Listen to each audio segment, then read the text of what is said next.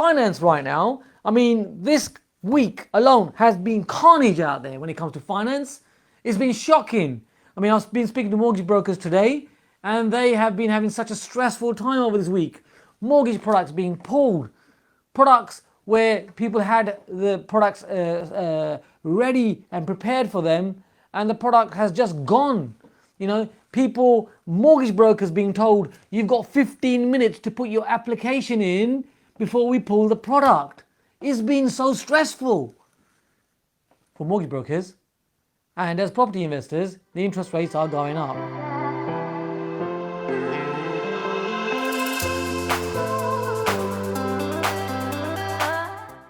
The week comes around so quick, doesn't it? It's already time for a weekly live Q&A.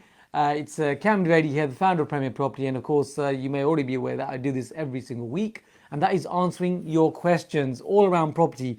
Investing and developing for the last 30 years.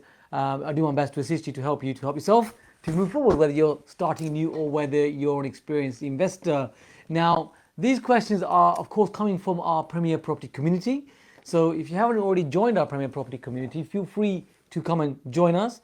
You shall see all these subscribe buttons flying around on the screen right now. So you can subscribe and you can click on that bell icon to make sure you get the latest videos, of course.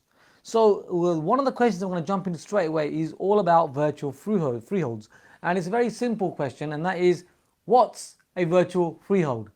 Simply asked is what I mean, by the way.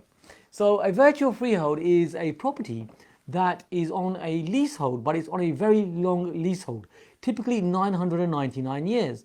Now, it typically happens to commercial properties, the 999 years. In fact, we're sitting in one right now. So this property that I'm filming this from right now, we own this property. When I say we own this property, it's actually a virtual freehold, which means it's here for 999 years on a 999 years lease. Now, the great thing about virtual freeholds is that they are mortgageable. You can get finance on them because they're such a long term. And of course, you can buy and sell them just like freehold properties. What it does mean with virtual freeholds, though, is there will be typically a service charge, which the freehold will charge, and sometimes there's some ground rent as well to go with that as well. So just something to keep in mind, but virtual freeholds work really well. And a great question there, Jesus. This is a question by Jesus. Great question, and you've helped a lot of people understand virtual freeholds even better. So let's jump into the next question, and the next question is all about finance. So Bryn is asking, Bryn's saying he's got a friend, she's got a mortgage on a residential where the amount of the mortgage is 395,000 and has a fixed rate until next year, 2023, 2nd of October 2023, where the rate is fixed to 3.25%. Well, these rates that were very normal just a little while ago, a couple of weeks ago, are now past history. The rates have gone up extremely high. I mean, you're probably aware of it already.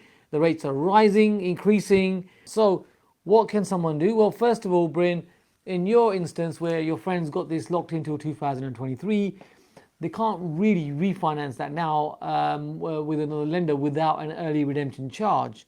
So probably best for them, I mean, obviously I can't give any mortgage advice, but I'm just showing you what we're doing. So we're just waiting till the end of the term or very near the term. So typically 4 months before the term ends, you are able to then go on to find out about new products and start a process with the new products. And moving forward, what we're doing at Premier Property is the period of fixed rates unfortunately has ended, because fixed rates right now, like what I say, are a new territory. So we're not fixing rates anymore for 5 years because it's just too expensive. So the new world in finance, if you're like us, is about tracker rates. So getting mortgages where the finance is being tracked according to the base rate of the Bank of England.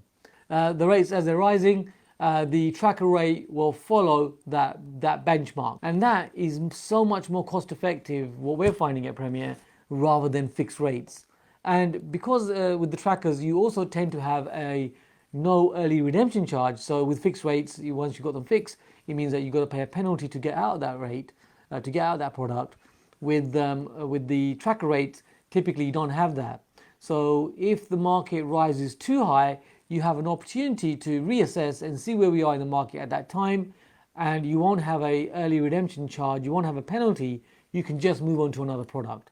So that's what we're looking at now in the new era of finance in the property world. And the thing is, it's always adapting. I mean, it's been adapting since I started back in 1989. There's always something new that's coming in. And in another video, if you just comment below, there is something that's known as the uncertainty curve, which happens, which is massive opportunity.